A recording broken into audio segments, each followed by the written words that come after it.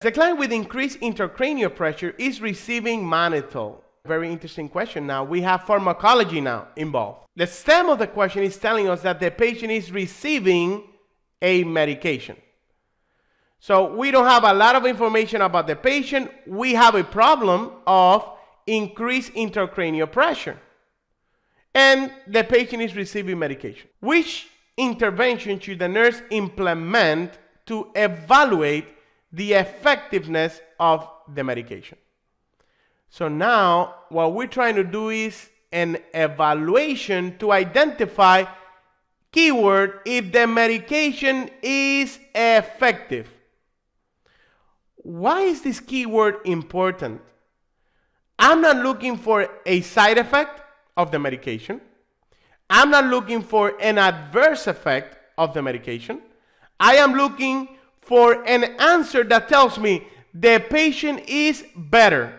This medication is helping the patient with a neurological problem. So I have to look for an answer that tells me something neurological.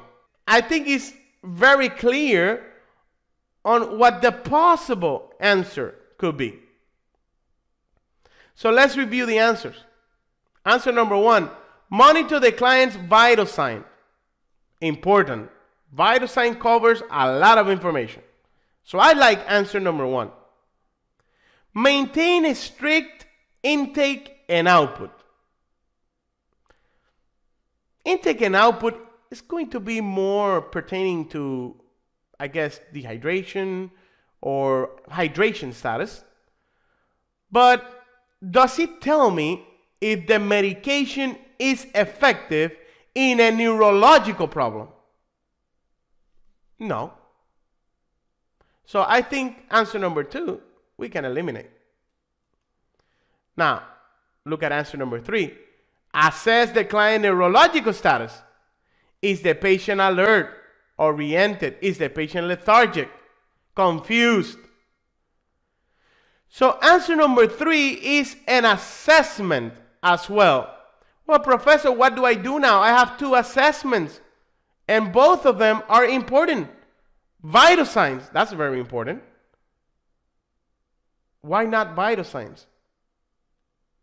Why select neurological status, which is the right answer, over vital signs? Very simple. Whenever you see an answer that tells you to do vital signs, that is generalized, but you see another answer that is specific to the problem, that validate the specific problem, you need to select that answer that validates the specific problem.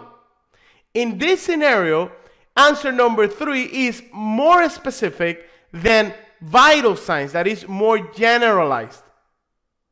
And answer number 4, to check the osmolality levels, well, this is important because we are administering mannitol, but does not evaluate the patient neurologically speaking. So we can eliminate answer number 4. The correct answer is 3.